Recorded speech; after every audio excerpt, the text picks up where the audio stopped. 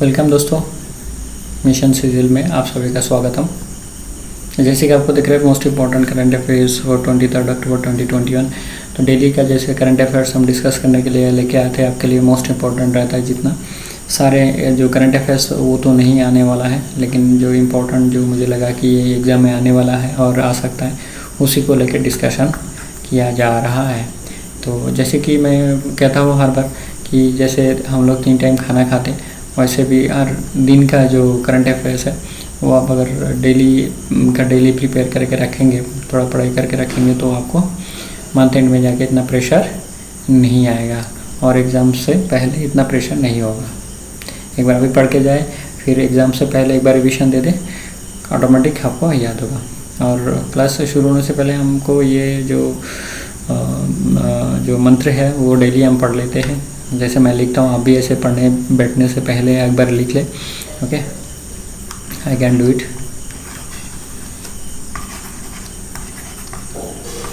I will do it. ये आप लिख लें और इसके साथ आप डेडिकेशन पक्का रखें, कंसंट्रेशन। ओके, ये 2 चीज़ रखें, ये आपकी ज़िंदगी के लिए है। This will take you at the top most position in your life. Okay, चलिए शुरू करते हैं फिर क्लास। क्या है देख लेते हैं। China launched a 3-person crew who won 6 months mission to build space station. Okay, the Shenzhou 13 spaceship was launched by a Long March 2F rocket at 12:25 am today. मतलब आज के दिन में the new crew includes 2 veterans. उसमें से एक lady है जिसके नाम है वांग यापिंग। देखिए, ये और कुछ ना पूछे तो ये कौन सा लेडी थे स्पेस स्टेशन में, वो पूछा जा सकता है। तो मेरा एक याद रखने का जो तरीका है वो है, इनका नाम क्या है, वांग। वांग से क्या है, वोमन। ये है याद रखने का तरीका, वांग से वोमन। तो ऐसे ही करके हम बहुत सी याद रखते हैं कनेक्शन लेके। ओके, तो आप हमारे को फॉलो करते जाइए, सब्सक्राइब कर लीजिए, बेल आइकन दबा लीजिए, सो दैट हमारे जो नए डेली का जो वीडियो है, daily current affairs most important 10-15 जितना भी होगा, स्टेट लेवल का, इंटरनेशनल लेवल का, वो आपको तुरंत मिलता जाएगा। तो थोड़ा सा एक बार देख लीजिए, टाइम लगेगा 10-15 मिनट, तो डेली के जो करंट अफेयर्स आपका रेडी होता जाएगा। ओके, और एग्ज़ाम से पहले आपको इतना ज़्यादा तकलीफ़ करने की ज़रूरत नहीं पड़ेगा। चलिए, India on Friday handed over 34.9 km long cross border rail link connecting Jayanagar in Bihar, okay, Jayanagar in Bihar and Kota in Nepal, the Nepalese government. Okay, move to expect to enhance trade and commerce as well as people to people linkage between 2 countries. तो नेपाल के साथ हमारा जो रिश्ता है बहुत ज़्यादा अच्छा है, बहुत दिनों से चल रहा है। तो इनके साथ और अच्छा रिश्ता बनाने के लिए, ट्रेड एंड कमर्स को अच्छा करने के लिए, पीपल टू पीपल जो कॉन्ट्रैक्ट है उसको अच्छे बनाए रखने के लिए ये मूवमेंट किया गया है। The current prime minister of Nepal is Sher Bahadur Deuba from Nepalese Congress since 13 July 2021। He was appointed as per the supreme court decision. ये आपको थोड़ा याद रखना पड़ेगा कि इस साल में सुप्रीम कोर्ट के जो ऑर्डर पर इनको अपॉइंटमेंट किया गया है। अच्छा, इनका प्रेसिडेंट है विद्या देवी भंडारी, जैसे कि आपको दिख रहा है। Is the second president of the republic and the first president elected by parliament after the promulgation of the constitution in 2015। So constitution को कब लागू किया गया है नेपाल में 2015। ये बहुत ही ज़्यादा एक इम्पॉर्टेंट चीज़ है। ओके, और यहाँ पर head of the state is president, यहाँ पर head of the state is president. जैसे इंडिया में head of the state is president Shri Ramnath Kovind. देखिए, इतने में आपका करंट अफेयर्स ही नहीं है, बहुत ज़्यादा स्टैटिक जीके भी घुसाया गया है यहाँ पर, so that you can remember static GK as well as current affairs. Next, Pakistan Foreign Minister Shah Mahmood Qureshi traveled to Kabul along with the spy agency ISI chief Lieutenant General Faiz Ahmed to hold talks with Afghan interim government led by Taliban। तो अभी अफगानिस्तान को देखते हुए क्या है, जो international politics है वो बहुत मतलब सरगर्म है। ओके, तो ये है नेबरिंग कंट्री पाकिस्तान। तो ये बात करने के लिए इसीलिए गया है कि इनकी जो कंट्री का फिलहाल कंडीशन है बहुत ज़्यादा ख़राब है, तो जैसे कि उसमें स्टेबलाइजेशन लाया जा सके। ओके, तालिबान के साथ बातचीत करके, तालिबान के साथ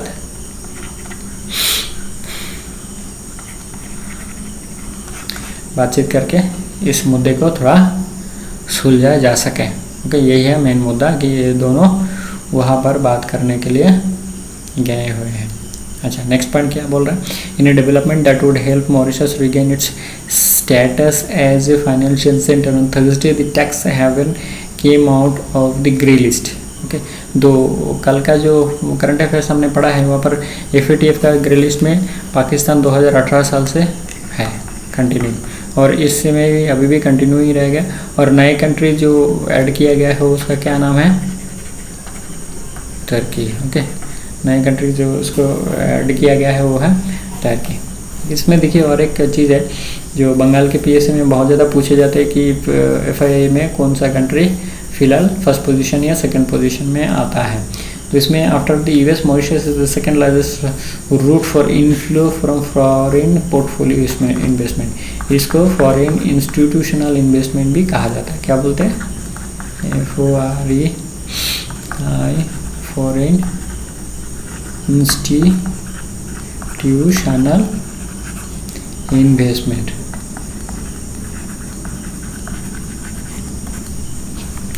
फॉरेन इंस्टीट्यूशनल इन्वेस्टमेंट, तो इसको फॉरेन इंस्टीट्यूशनल इन्वेस्टमेंट भी कहा जाता है। इसमें after US Mauritius is the second country from this largest source of foreign portfolio investment और फॉरेन इंस्टीट्यूशनल इन्वेस्टमेंट जो इंडिया में आते हैं। ओके, तो मॉरिशस क्या हुआ, ग्रे लिस्ट से बाहर आए हुए हैं। और इसके साथ हमारे को दो इन्फॉर्मेशन और है कि US and India, sorry Mauritius are first and second respectively in case of FII inflow funds. Okay, next national आ गए हम, दो चार इंटरनेशनल के बाद। क्या बोलते हैं, GAIL India Limited will build India's largest green hydrogen plant of 10 megawatt.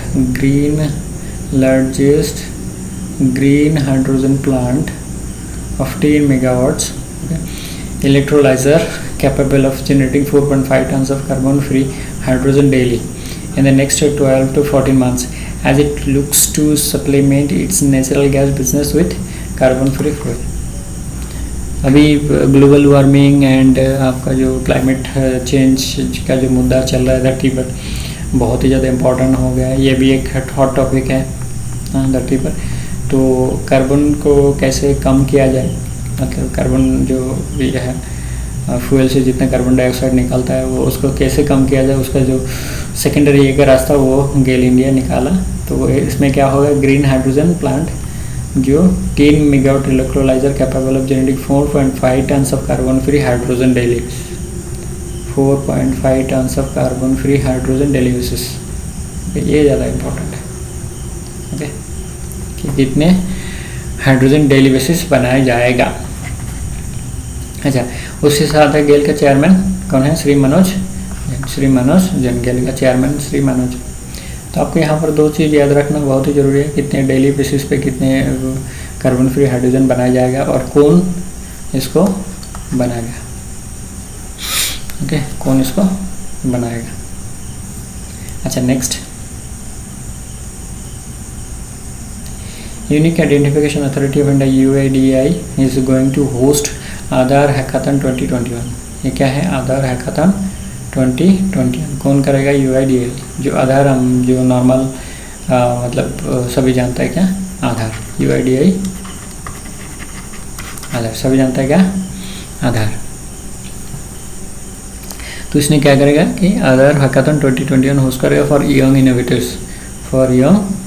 Innovators, किसके लिए, for young innovators. Okay, this is the first ever hackathon which will start on October 28 midnight and will run till October 31st। will run up to, कब से कब है ये तो ज़रूरी इतना नहीं है, लेकिन क्या है, कौन सा ऑर्गेनाइजेशन ये अदर हैकाथन करेगा वो ही इम्पोर्टेंट है, और किसके लिए, for young innovators, for young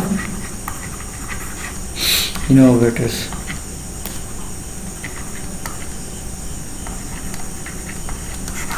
for young innovators, ये बहुत ज़्यादा इम्पोर्टेंट है। ओके, चलिए नेक्स्ट पॉइंट, बहुत ही ज़्यादा इम्पोर्टेंट जो मतलब छानबीन के लाया गया है यहाँ पर, आप इसको अवॉइड मत कीजिएगा। Chhattisgarh launch Shri Dhanvantari generic medical store, Shri Dhanvantari generic medical stores, उसमें क्या करेगा, up to 71% discount will be provided on MRP। जो मेडिसिन है वो आम जनता के लिए कितने % तक ये मिलेगा, रिहाई मिलेगा, अप टू 71% तक छूट मिलेगा, अप टू 71% तक छूट मिलेगा। मतलब 100 रुपये अगर दाम होगा तो उसका कितना पैसा देना पड़ेगा आदमी को, आम आदमी को 29 रुपये। 100 रुपये अगर दाम होगा तो उसको देना पड़ेगा 29 रुपये।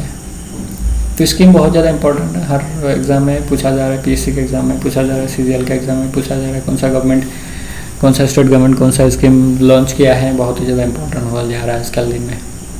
ओके दोस्तों, यहाँ पर मैं कहूँगा कि कंपटीशन जैसे टफ है तो आप लगन लगा के, दिल लगा के, तन मन लगा के पढ़ाई कीजिए। ओके, मेहनत रंग लाएगी, मैं डेली कहता हूँ कि मेहनत रंग लाएगी। ओके, मेहनत रंग लाएगी, इसमें कोई मतलब दूसरी there is no second thought on this. So if you do your best you will be given your best. Okay, तो देखिए नौकरी तो मिल रहा है, जो पढ़ाई कर रहा है, जो तकलीफ़ कर रहा है, जो कष्ट कर रहा है उसको, लेकिन मिल रहा है। तो आपको भी रात जग के पढ़ना पड़ेगा। ओके, दिल लगा के, तन मन लगा के पढ़ाई करना पड़ेगा। You have to give your best to get out of the best, that is the main funda. Okay, चलिए नेक्स्ट पॉइंट देखते हैं। Government think tank Niti Aayog Atal innovation mission, AIM Atal innovation mission है, बहुत ज़्यादा इंपॉर्टेंट है। Okay, on Thursday launched digi book innovations for you. तो digi books, ये प्रश्न यहाँ पर ऐसा होगा कि इनोवेशन फॉर यू कौन सा ऑर्गेनाइजेशन ने पब्लिश किया है। Digi book to showcase the success stories of AIM's startups. Okay, नए बिजनेस जिन्होंने खुला है उनका जो सक्सेस स्टोरी है, कैसे कैसे क्या क्या किया है, उसको दिखाने के लिए ये digi book, okay, digital book launch किया गया है in different domains, different platforms of the internet, and the first edition of AIM book is focused on innovations in the healthcare। तो कोविड-19 को देखते हुए, जैसे कोरोना वायरस का स्प्रेड इतना हो गया, उसके बाद हेल्थ केयर का इतना प्रायोरिटी बढ़ गया है, तो उसको मेनली फोकस किया गया है कि हेल्थ केयर सेक्टर में क्या क्या डिफरेंसेस आए हुए हैं, क्या क्या इनोवेशंस हुआ है, क्या क्या बढ़ोतरी हुए है, क्या क्या डेवलपमेंट हुए हैं, ये सारे बताने के लिए पहले जो मुद्दा लेके आया है डिजी बुक में इनोवेशंस फॉर यू, वो है health care sector. Okay, health care sector. तो जैसे कि डिस्कस करके आपको बता रहा है, ऐसे क्वेश्चन आंसर बताएंगे तो इतना समझ में नहीं आएगा, लेकिन आपको जो डिस्कशन करके बता रहा है तो उसमें आपको बहुत ज़्यादा याद रहने का संभावना है। तो आप एक बार से 2 बार वीडियो को सुनिएगा, 10 से 15 मिनट का वीडियो बनता है नॉर्मली, तो उसमें आपको याद रहेगा मैक्सिमम पीरियड तक। और मैं जैसे बता रहा हूँ शायद आपको ऐसे कोई डिस्कस करके नहीं बता रहा होगा, तो मुझे उम्मीद है कि आपको याद रहेगा एग्ज़ाम तक, एक बार 2 बार आप रिपीट कर लेंगे।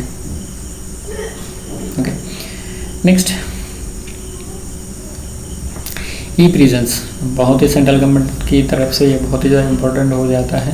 The Indian home ministry has advised the states to update recent photographs of prisoners released on parole और फरलो और premature releases in the e prisons and interoperable criminal justice system database. यह है 2 database, इस 2 database में जिन जिन लोगों को क्या है पैरोल में छोड़ा गया है, फरलो में छोड़ा गया है, प्रीमैच्योर रिलीज़ किया गया है, उनके डाटा यहाँ पर देने के लिए to generate immediate alerts and facilitate easy tracking in the event of their violating law against. मतलब जिसको जेल में बंद किया गया था, जिसको अंदर किया गया था, उसने फिर से अगर लॉ वायलेट कर रहा है कि नहीं कर रहा है, उसी के लिए ट्रैकिंग के लिए इस डाटाबेस को तैयार किया गया है कि फिर से अगर उसको पकड़ा जाए उसी मुद्दे पर, उसी गलती के पर, तो उसको फिर से शायद परोल या फरलो या प्रीमैच्योर रिलीज़, ये जो 3 चीज़, परोल, फरलो और प्रीमैच्योर रिलीज़, ये शायद उसको नहीं दिया जाएगा next time. Okay, next time, क्योंकि उसको छोड़ा गया है था एक स्पेशल कारण के लिए, लेकिन वही गलती फिर से उसने दोहराया।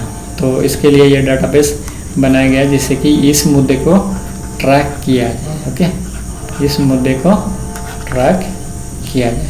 दोस्तों बहुत ही ज़्यादा इम्पोर्टेंट है आज के दिन में, जो जितने सारे क्राइम हो रहा है, जितने सारे गलत काम हो रहा है, इनको ट्रैक करना बहुत ही ज़रूरी हो गया। अदरवाइज आम आदमी का जो ज़िंदगी वो मतलब बहुत ज़्यादा नष्ट होने की जगह पे आ गया है। तो हम अगर ट्रैक करेंगे और दूसरे सेकंड टाइम उसको पकड़ेंगे तो क्या होगा, देश में थोड़ा शांति बजाय रहेगा। ओके, देश में थोड़ा शांति बरकरार होगा। अच्छा, नेक्स्ट देखिए अदर्स में क्या है। Karnataka Riddhima Virendra Kumar who set in new national records and the girls group 200 metre breast strokes. Okay, तो ये जो स्ट्रोक ये माना पटेल्स ने 2014 में बनाई थी और उसका रिकॉर्ड इसने क्या है, रिद्धिमा वीरेंद्र कुमार ने तोड़ी है। वो कौन सी गेम्स में, स्विमिंग में और 100 मीटर बैक स्ट्रोक में, 100 मीटर बैक स्ट्रोक में। यह बेंगलुरु में इसका किया गया स्विमिंग कंपटीशन, इसका क्या नेशनल लेवल पर स्विमिंग किया गया है। ओके, तो Riddhima Virendra Kumar is set to give national मतलब set to records and national records which was set by Mana Patel in 2014। अच्छा, the new web portal e Munnetra, ये TN गवर्नमेंट ने चालू किया है। किसके लिए? About status of about 200 major infrastructure project costing over 1 lakh crore rupees. तो इसको क्या मॉनिटर करने के लिए किया गया है। ई मुनेत्रा से मॉनिटर, आपको ये ऐसे याद रखना पड़ेगा, मॉनिटरिंग। ओके, मॉनिटरिंग ई मुनेत्रा से, ई मतलब इंटरनेट, आपको सभी को पता है, ये मतलब इंटरनेट। ओके, इलेक्ट्रॉनिक्स मीडिया जिसको बोलते हैं, और मुनेत्रा से मॉनिटरिंग। ओके, प्रोवाइडेड स्टेटस, तो उसके स्टेटस क्या है कि कहाँ तक पहुँचा है, ख़त्म हुआ कि नहीं, मिडिल में ख़त्म हुआ, कितना देर खत्म, कितना % ख़त्म हुआ, वो मॉनिटर करने के लिए इस जो वेब पोर्टल है इसको लॉन्च किया गया है। ये है एक वेब पोर्टल, ये है एक वेब पोर्टल। ओके, अच्छा, नेक्स्ट पॉइंट क्या है, the origin stories of Indian states published by penguin random house India PRHI is written by the Venkataraghavan Srinivasan. तो ये एक बुक है। Okay, the origin story of Indian states, origin story of Indian state, ये एक book है। किसने लिखा है, मेन इम्पोर्टेंट है, वेंकटराघवन श्रीनिवासन, ये आदमी ने लिखा, विशिष्ट जो लेखक है। States given the every Indian A home and an identity. Okay, states give, तो states give a home and identity. Every time a new state is created or old is altered, India and Indians are remade, recreated and reborn. देखिए बहुत बड़ी बात का है, मैंने बहुत बड़ी बात का है इन्होंने, ये अगर कोई नया स्टेट बनता है या ओल्ड स्टेट का अल्टरेशन किया जाता है तो India and Indians are remade, recreated and reward. ये छोटी मोटी बात नहीं है। ओके, जैसे कि झारखंड जो बनाया गया था बिहार से, ओके, उसके छत्तीसगढ़ बनाया गया मध्य प्रदेश से, हाँ, तो ये जब ये क्रिएट होते हैं तो क्या होता है, India and Indians are remade, recreated and reborn. मतलब बिहार से झारखंड के स्टेट के लोग हो गए और मध्य प्रदेश से छत्तीसगढ़ के लोग हो गए हैं। ओके, अच्छा, next point, union government rechristened Mount Harriet. आप लोगों को पता है बहुत ही ज़्यादा इम्पोर्टेंट माउंट हैरियट, जो एक छोटा सा हिल स्टेशन है, टूरिस्ट स्पॉट है, नहीं, अंडमान निकोबार आइलैंड के ऊपर। इसको नतून नाम किया गया है मणिपुर। ओके, माउंट हैरियट का नाम चेंज करके क्या किया गया है, हैरियट का नाम चेंज करके क्या किया गया है, mount Manipur. Okay, mount Manipur नाम करके इसको नाम में चेंज किया गया है माउंट हैरियट का। यह है अंडमान निकोबार आइलैंड में, मतलब छोटा सा ये पहाड़ है, यहाँ पर बहुत ही अच्छा टूरिस्ट स्पॉट है। आप कभी जाएंगे तो इसका आनंद ले सकेगा वहाँ पर। कनकान शक्ति है, the UK and India will launch their biggest joint military exercise Konkan Shakti in Konkan coast. Okay, यह है कोंकण कोस्ट, मतलब आप जो वेस्टर्न कोस्ट का जो महाराष्ट्र और कर्नाटका एंड ये गोवा कोस्ट के नज़दीकी एरिया है उसको कोंकण कोस्ट बोलते हैं। आप लोगों को सब बोलता है। तो कोंकण शक्ति जो है मिलिट्री एक्सरसाइज है, मिलिट्री एक्सरसाइज है, वो इंडिया एंड यूके द्वारा एक्सरसाइज लॉन्च किया जाएगा। ओके, ये मिलिट्री जो एक्सरसाइज है वो बहुत ही ज़्यादा इम्पोर्टेंट होते किसी ना किसी एग्ज़ाम में किसी ना किसी एक को डाल ही देते। ओके, स्पेशली सीजीएल के एग्ज़ाम में ये बहुत ही ज़्यादा इम्पोर्टेंट हो जाता है। बंगाल के जो पीएससी का एग्ज़ाम है वहाँ पर तो एक ना एक पूछेगा ही ये चीज़। ओके, तो आप ज़रा एक बार भी देख लेंगे जो जितने इम्पोर्टेंट आज के जो करंट अफेयर्स है वो हम लाए हुए हैं आपके लिए एकदम रेडीमेड। सो आपको जस्ट एक बार सुन लेना है। Okay, the union cabinet has approved 3% hike of DNS allowances for employees and DNS relief for the pensioners। यहाँ पर देखिए DA हम किसको बोलते हैं, नॉर्मली हम DA ही बोलते हैं, लेकिन DA क्या है, गवर्नमेंट एम्प्लॉयज़ के लिए है, और जो DR है वो क्या है, पेंशनर्स के लिए। ये आप एक नई चीज़ जान लीजिए। ओके, जो लोग पेंशनर्स हैं उनको DNS रिलीफ दिया जाता है, और जो लोग एम्प्लॉयज़ है डायरेक्ट अभी तक उनका करंट मतलब गवर्नमेंट सर्विस में है तो उनको DNS अलाउंसेस बोला जाता है। ओके, तो करंट 28% से लेके 31% तक चलेगा, और ये कब से लागू होगा, ये जुलाई 1, 2021 से लागू होगा। बहुत ही ज़्यादा इंपॉर्टेंट है सेंट्रल गवर्नमेंट एम्प्लॉय के लिए, और सेंट्रल गवर्नमेंट का जो भी एग्ज़ाम है, PSC का एग्ज़ाम में तो बहुत ही ज़्यादा इंपॉर्टेंट है। कब से लागू होगा और कितने परसेंट से कितने परसेंट तक बढ़ाया गया है, और कितना परसेंट बढ़ाया गया है, 3% बढ़ाया गया है, 28% से लेके अभी हो गया है 31%। It will effect from 1 July 2021, 1 July 2021। Okay, बहुत ही ज़्यादा इंपॉर्टेंट है आज के दिन देखोगे तो। ओके, चलो नेक्स्ट। अच्छा, ई वोटिंग देखिए, ई वोटिंग भी शुरू हो गया है। In Khammam municipal corporation in Telangana who registered their names based e-voting application participated in the dummy election mock e-voting। okay, mock e-voting में participation किया गया था, conducted by the Telangana State Election Commission। Telangana State Election Commission casted around 55.6% vote of the total of 3830 persons।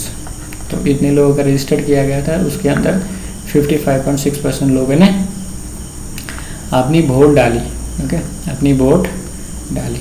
तो e voting का जो testing जो यहाँ पर मॉक ई वोटिंग हुआ है वो कहाँ पर हुआ है, तेलंगाना में। कौन सा म्यूनिसिपल कॉर्पोरेशन है, खम्मम म्यूनिसिपल कॉर्पोरेशन। अच्छा, खम्मम म्यूनिसिपल कॉर्पोरेशन ना भी है तो कौन से स्टेट में first e voting mock voting हुआ है वो लेकिन बहुत ज़्यादा इंपॉर्टेंट है आज के दिन में। ओके, तो ज़रा ये आप याद रखें। ओके, ई वोटिंग तेलंगाना में। अच्छा, एट दी एंड हम यही बोलेंगे आपको, I can do it, I will do it. इसमें कोई सेकंड थॉट नहीं है। ओके, आप ज़रूर इसको सुबह शाम में याद करें दोस्तों, ये आपको बहुत आगे पहुंचाएगा डेडिकेशन और कंसंट्रेशन के साथ में। ओके, तो मुझे उम्मीद है कि जो आज का डिस्कशन था सारे बहुत ही ज़्यादा इम्पोर्टेंट चीज़ हम लेके आए नेट से ढूंढ के। ओके, सारे दिन का जो मेजर इश्यूज़ है, तो मुझे उम्मीद है कि आप लोगों को बहुत अच्छा लगा, और आगे भी डेली भी आपको ये करंट अफेयर्स का जो टॉपिक्स है वो मिलता रहेगा। आप अपना सब्सक्रिप्शन करके रखिएगा, बेल आइकन दबा के रखिएगा, सो दैट जैसे ही हम अपलोड करें और आपको नोटिफिकेशन तुरंत मिल जाए। और बहुत ही ज़्यादा इंटरेस्टिंग होने वाला है आगे वाला क्लास। अभी हम नेक्स्ट लेके आ रहे हैं। ओके, क्यूब कैसे शॉर्टकट में बनाया जाएगा। क्यूब आप लोगों ने क्यूब किया होगा, ओके, घर में भी किया होगा, क्लास में भी किया होगा, और हम बताएंगे क्यूब, देखो चुटकियों में क्यूब निकल जाएगा आपका। ओके, चलिए, thank you very much, thanks for watching. Next class में मिलते हैं। Thanks for watching.